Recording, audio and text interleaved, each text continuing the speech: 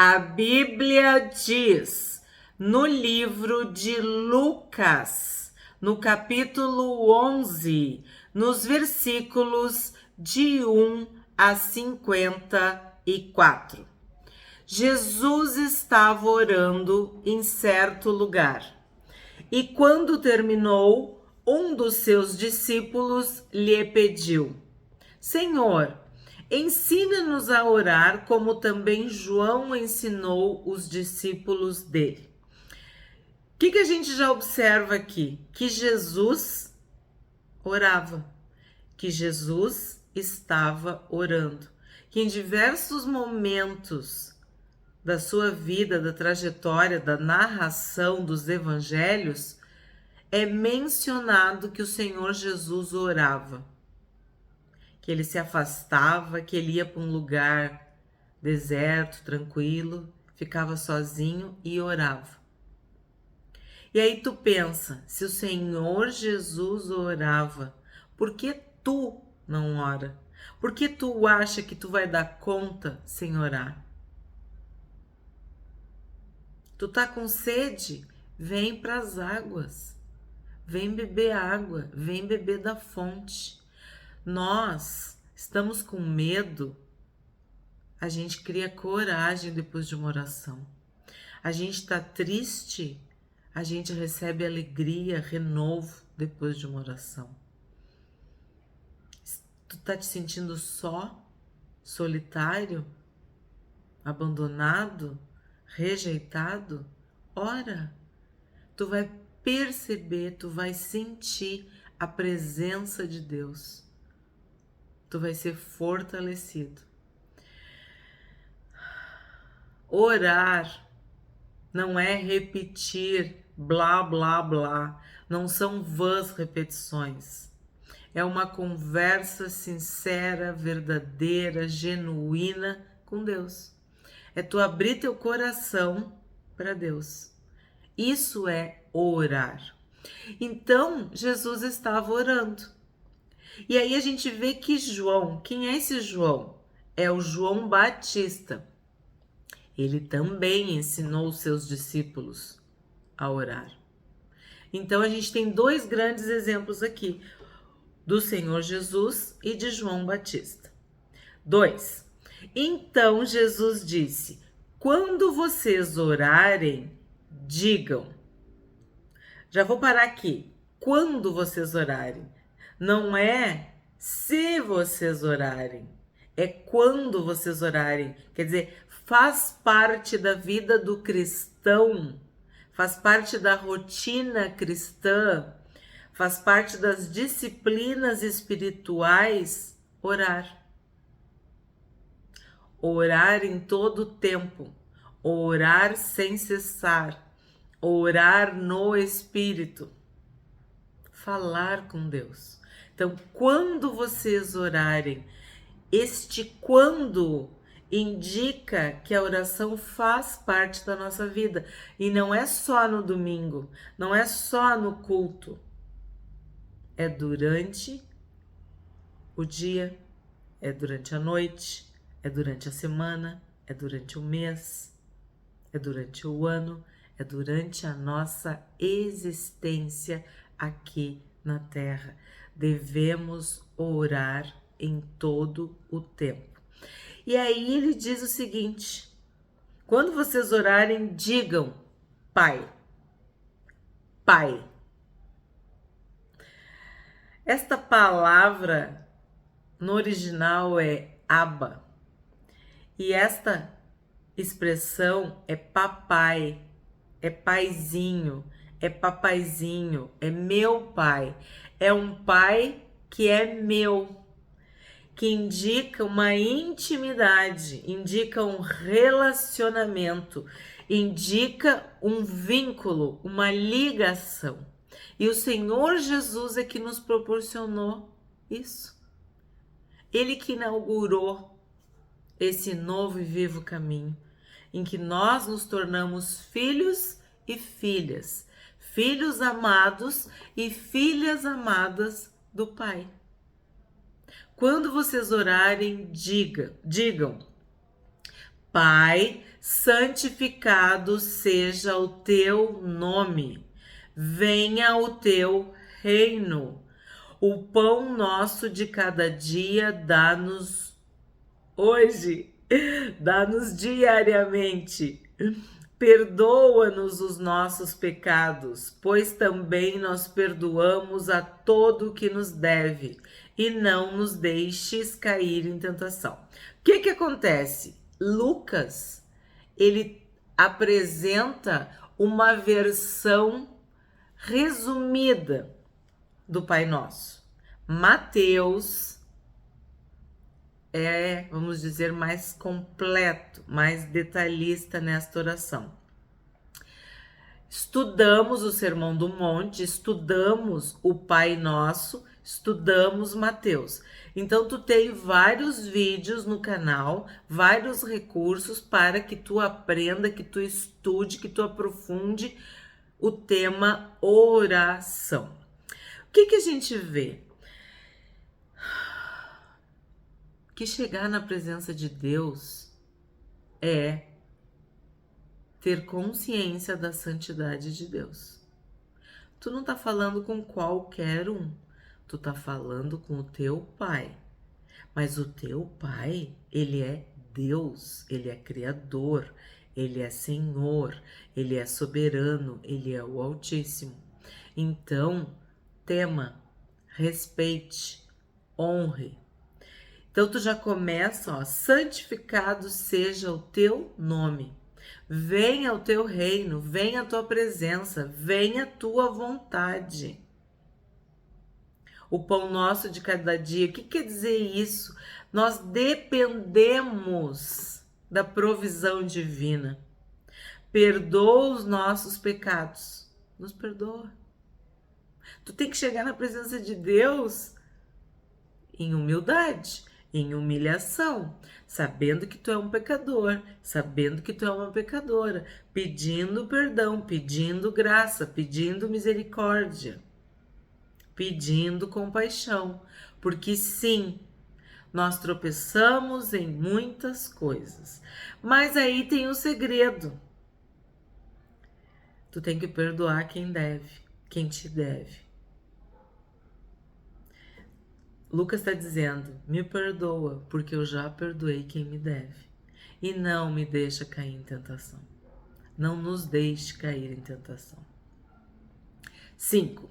Jesus disse ainda, se um de vocês tiver um amigo e for procurá-lo à meia-noite, dizendo, amigo, me empreste 3 pães, porque outro amigo me chegou de viagem e eu não tenho nada para lhe oferecer.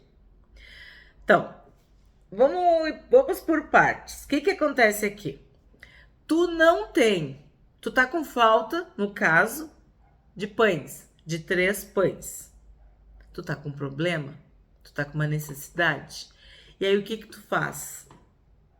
Tu vai pedir para quem tu sabe que tem. E ele diz que é amigo. Amigo, me empreste 3 pães, porque outro amigo chegou de viagem. A gente sabe que às vezes as viagens atrasam. E naquela época parece que também não era diferente. É bem comum as pessoas se atrasarem, coisas acontecerem. E aí tu tá esperando para de tarde, a pessoa chega na janta, tu tá esperando para a janta, ela chega de madrugada, enfim. A gente não sabe o que aconteceu aqui, né? Mas ele não tinha 3 pães. E aí ele vai pedir pro amigo. 7. E se o outro lhe responder lá de dentro, olha só, deixe-me em paz, a porta já está fechada e eu e os meus filhos já estamos deitados. Não posso me levantar para lhe dar os pães. Digo a vocês que se ele não se levantar para dar esses pães por ser seu amigo, ele o fará por causa do incômodo e lhe dará tudo de que tiver necessidade. Então vamos ver se a gente entende essa parábola, se a gente entende essa história e se a gente não peca, né? Não distorce a palavra de Deus. Então vamos entender. O amigo chama o outro amigo para o socorrer. Mas quando tu tá dormindo, tá tudo quieto, tu tá com a tua família, né, com teus filhos, e alguém vem te perturbar, vem te acordar, não é muito agradável, né? Isso é um incômodo, isso é um inconveniente. E aí tu pode ser amigo da pessoa, mas na hora tu não tá muito satisfeito porque tu tava dormindo, tu também não quer acordar teus filhos, ó. Eu e os meus filhos já estamos deitados. Não posso me levantar para lhe dar os pães. Era muito comum as casas terem tipo 2 pisos, terem um terraço, uma parte assim, e ali ficavam os quartos. Então é provável que o amigo bateu na porta embaixo ou no portão, no muro na parte de baixo, e o outro respondeu lá de cima, e muito nervoso para não acordar sua família. Então a gente percebe aqui esse incômodo, esse mal-estar, esse inconveniente, quando ele diz, ó, deixe-me em paz. Só que aí o que o Senhor Jesus diz?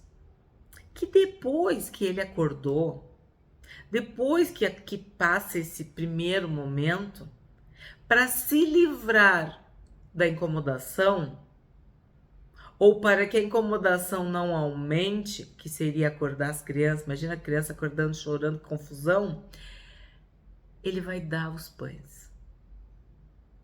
Ó, digo a vocês que se ele não se levantar para dar esses pães por ser seu amigo, ele o fará por causa do incômodo e lhe dará tudo de que tiver necessidade. Então, o que a gente percebe aqui? Que existe sim muitas formas de tu fazer a mesma coisa. Tu pode fazer por amor, por misericórdia, por atenção, ou tu pode fazer por necessidade, por tu querer se livrar, por causa do incômodo, né? Então, esse é o exemplo que o Senhor Jesus deu. De que se nós, que somos humanos, falhos, pecadores, acabamos fazendo o bem para o próximo, mesmo que as motivações não sejam as melhores. Imagina Deus, que é bom, que é benigno, que é misericordioso, que nos ama, que se agrada de ouvir seus filhos e suas filhas. Entendeu? É isso que o Senhor Jesus está falando. Que se uma pessoa que é limitada consegue discernir e fazer o bem, quem dirá Deus? Imagina Deus.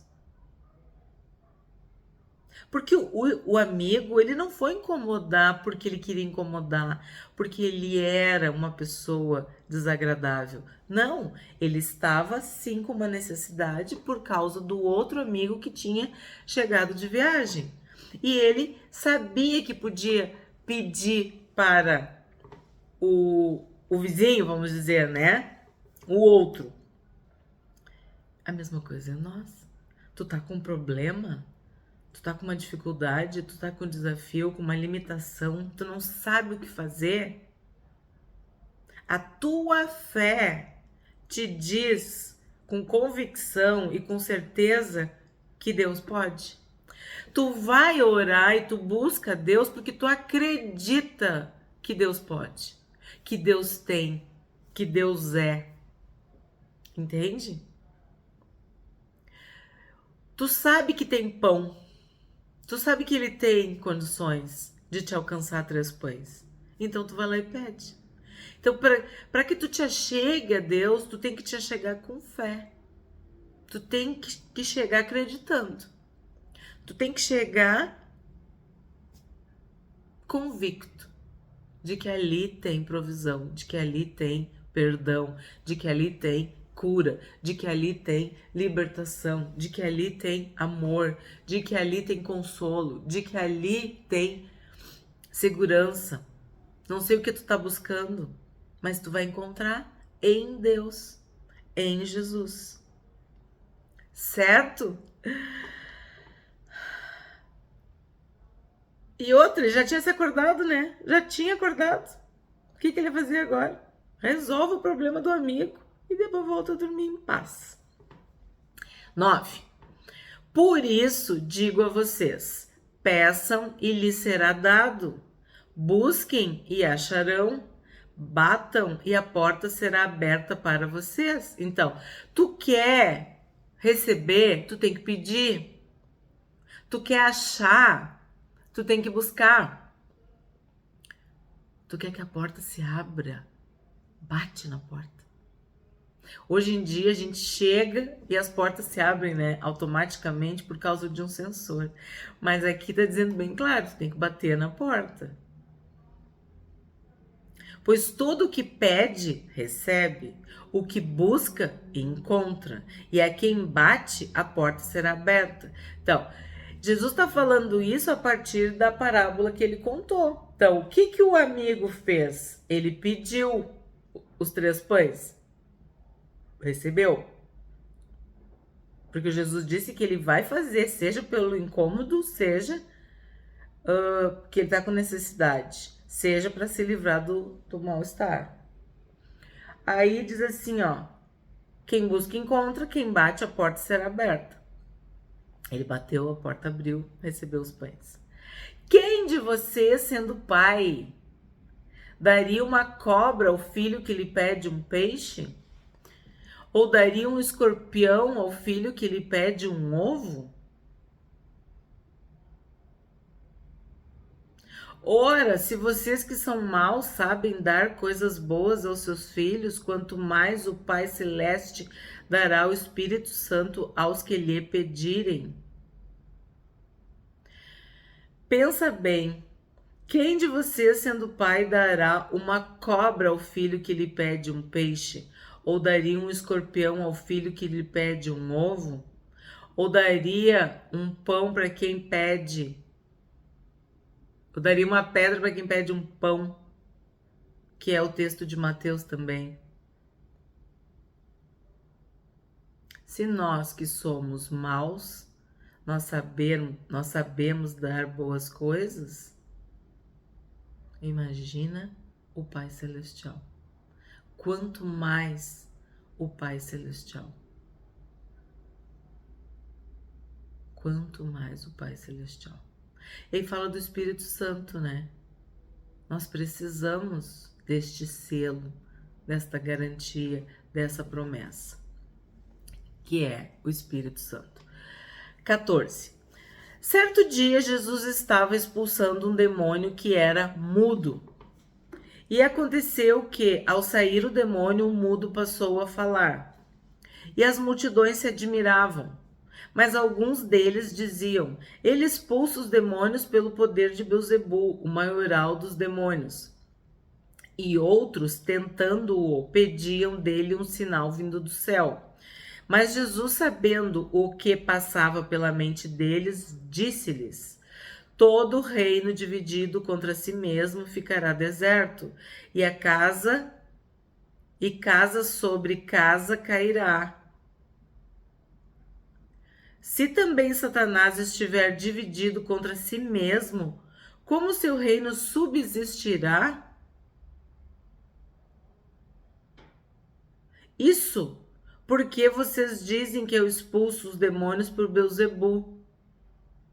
E se eu expulso os demônios por Beelzebul, desculpa, por quem os filhos de vocês os expulsam? Por isso eles mesmos serão os juízes de vocês. Se, porém, eu expulso os demônios pelo dedo de Deus, certamente é chegado o reino de Deus sobre vocês. Vamos parar aqui. Tá bem no final, mas eu preciso falar sobre essa expressão, dedo de Deus, que sim está na Bíblia. A gente já viu que Jesus escreveu na areia, né? Ele estava escrevendo com o dedo. A gente sabe também dos 10 mandamentos, que foi escrito pelo dedo de Deus, a mão de Deus. Então, essa expressão quer dizer o quê? Diretamente. É o próprio Deus que expulsa os demônios. Por quê? Porque os demônios são anjos caídos e todos os anjos têm que obedecer a Deus, porque Deus criou os anjos. Os anjos se rebelaram, os anjos pecaram, os anjos foram expulsos, caíram, sim, mas eles sabem quem manda. Eles sabem o poder de Deus. Eles conhecem a Deus. Eles creem em Deus. Então, o dedo de Deus é que expulsa os demônios. E se isso acontece pelo poder de Deus, pelo dedo de Deus, pela mão de Deus, pela intervenção divina, é chegado o reino de Deus sobre nós, né? Que no caso, Jesus estava falando para eles. 21. Quando o valente bem armado guarda sua própria casa, todos os seus bens ficam em segurança. Mas se aparece alguém mais valente do que ele, vence-o, tira-lhe a armadura em que confiava e reparte os seus despojos. Quem não é por mim é contra mim, e quem comigo não ajunta, espalha. Então aqui Jesus explica que o diabo, Satanás, o Beelzebu, é valente, mas ele, Jesus, é o mais valente. Entende?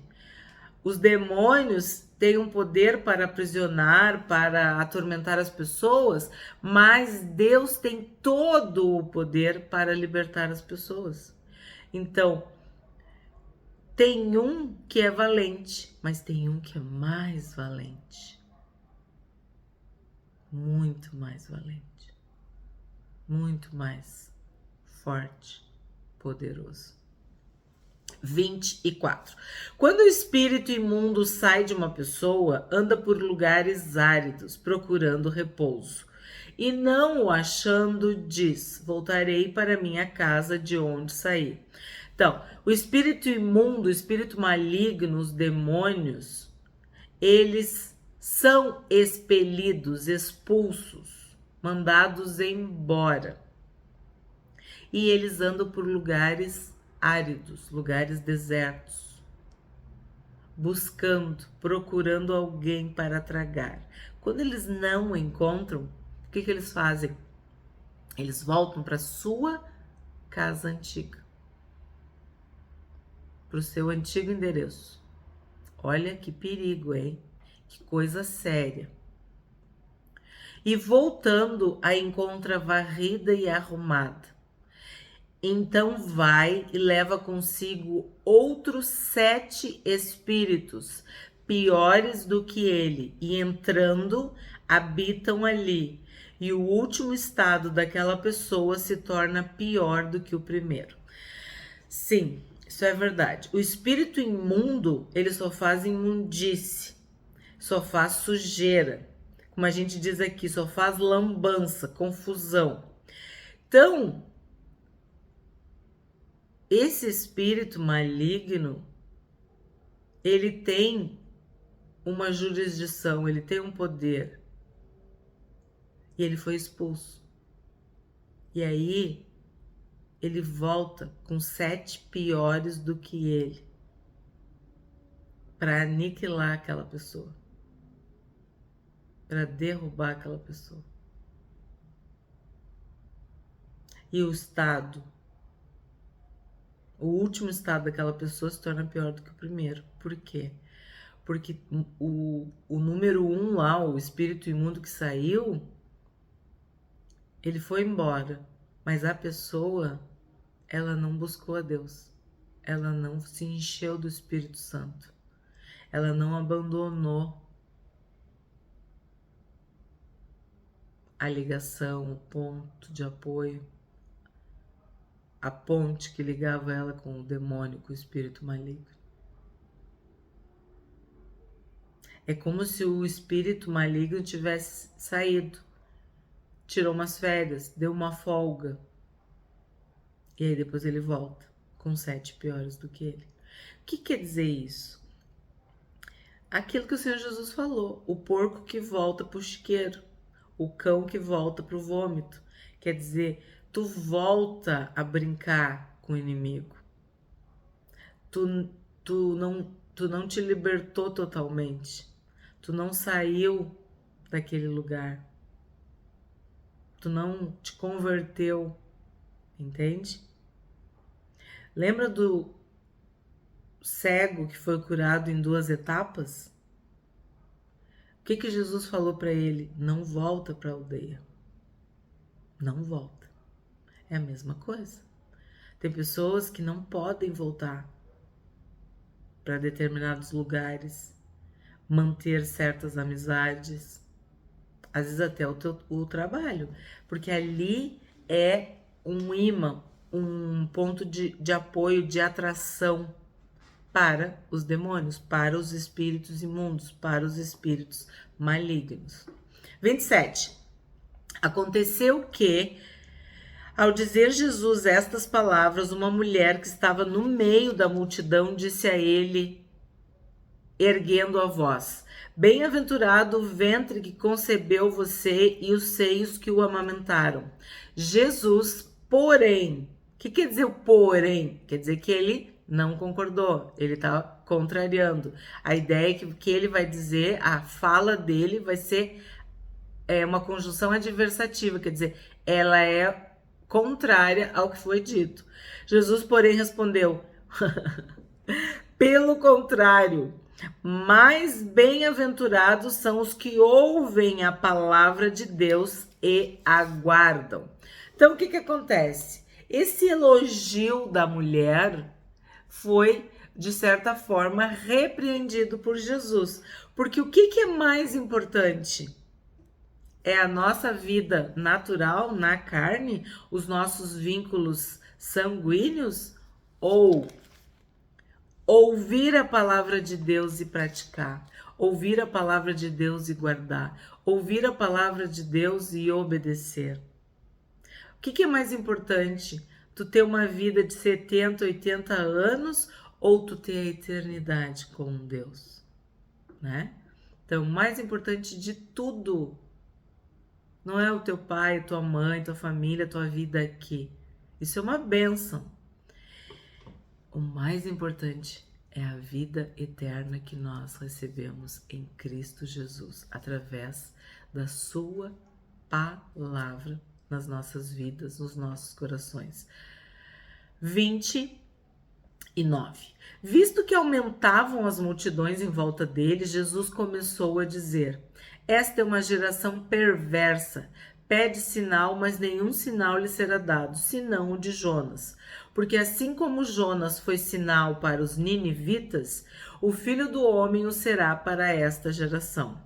A rainha do sul se levantará no juízo com os homens desta geração e os condenará, porque veio dos confins da terra para ouvir a sabedoria de Salomão. E aqui está quem é maior do que Salomão. Ninivitas se levantarão no juízo com esta geração e a condenarão, porque se arrependeram com a pregação de Jonas. E aqui está quem é maior do que Jonas. Então, qual é o resumo desse trecho? Jesus é o maior. Jesus é maior que Jonas, Jesus é maior que Salomão, Jesus é maior. Ele é o Rei dos Reis e o Senhor dos Senhores. 33. Ninguém, depois de acender uma lamparina, a coloca em lugar escondido, nem debaixo de um cesto, mas num lugar em que ilumina bem, a fim de que os que entram vejam a luz. Os olhos são a lâmpada do corpo. Se os seus olhos forem bons, todo o seu corpo será cheio de luz. Mas se forem maus, o seu corpo ficará em trevas. Portanto, tenha cuidado para que a luz que está em você não sejam trevas. Pois se todo o seu corpo for luminoso, sem ter qualquer parte em trevas, será todo resplandecente como a lamparina, quando ilumina você em plena luz. Os nossos olhos são a luz da nossa alma, do nosso corpo, da nossa vida, do nosso entendimento, do nosso discernimento. Se a gente não coloca nada errado diante dos nossos olhos, se a gente vislumbra a palavra de Deus, a presença de Deus, se nós iluminamos os olhos do nosso entendimento, do nosso coração, todo o nosso corpo vai ser iluminado, vai ser abençoado.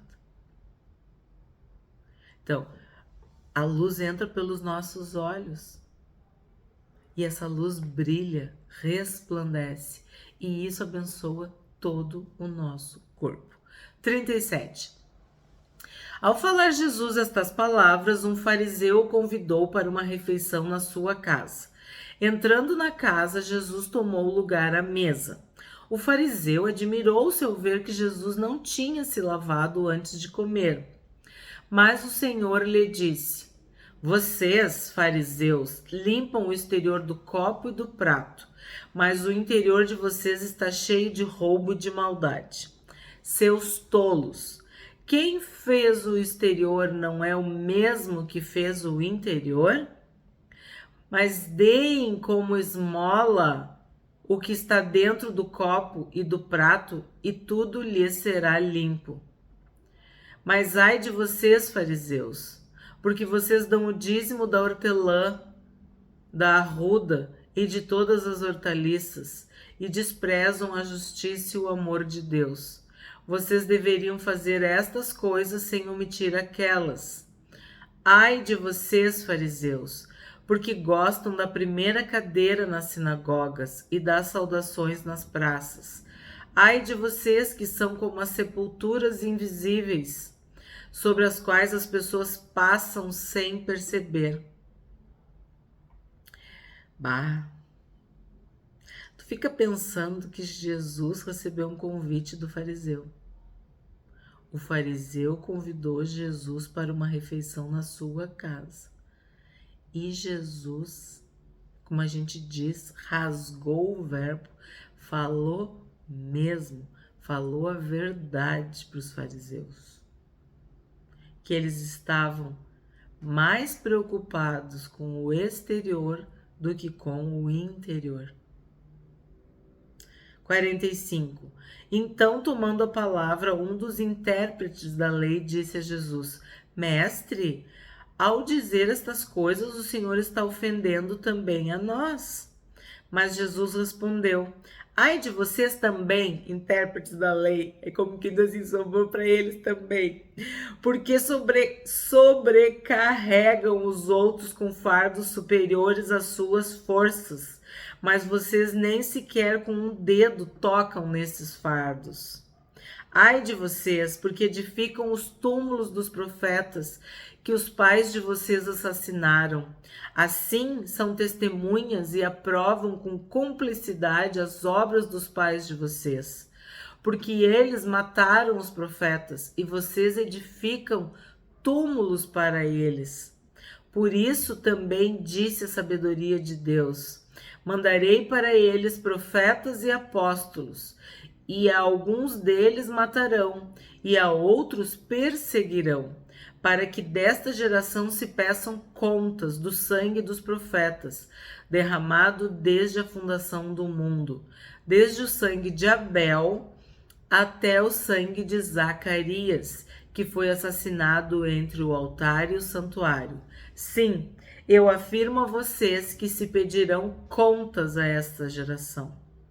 Ai de vocês, intérpretes da lei, porque vocês pegaram a chave do conhecimento, No entanto, vocês mesmos não entraram e impediram que estavam entrando.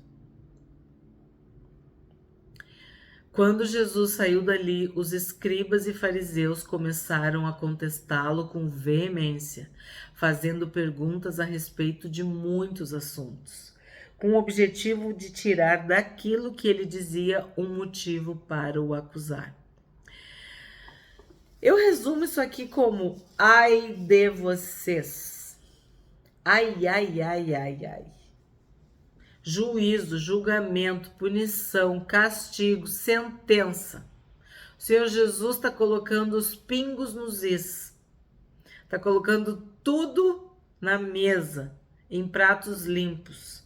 Porque sim, fariseus, escribas, religiosos, sacerdotes, intérpretes da lei, doutores da lei, todos eles eram hipócritas, falsos, fingidos, dissimulados.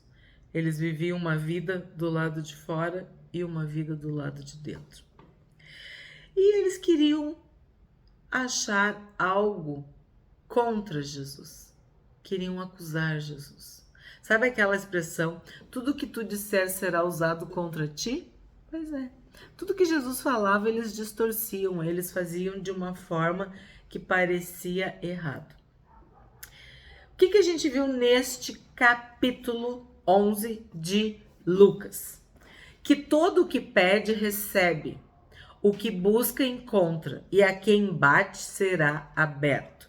Então, o Senhor Jesus dá incentivos para a oração. Que nós devemos buscar, que nós devemos bater, que nós devemos pedir. Chegar na presença de Deus com adoração, interceder, abençoar, honrar, nos comunicarmos com Deus. Quem é o pai que o filho pedir pão lhe dará uma pedra? Ou se pedir um peixe, lhe dará uma cobra? Ou se lhe pedir um ovo, lhe dará um escorpião? Então, tu quer pão, pede para Deus, porque Ele não vai te dar pedra. Tu quer peixe, pede para Deus, porque Ele não vai te dar uma cobra. Tu quer ovo, pede para Deus, porque Ele não vai te dar um escorpião. Se vós que sois maus, sabeis dar boas dádivas aos vossos filhos, quanto mais o Pai Celestial não nos dará o Espírito Santo, não nos dará o ensino, o consolo, a fortaleza, a bênção, a vida eterna.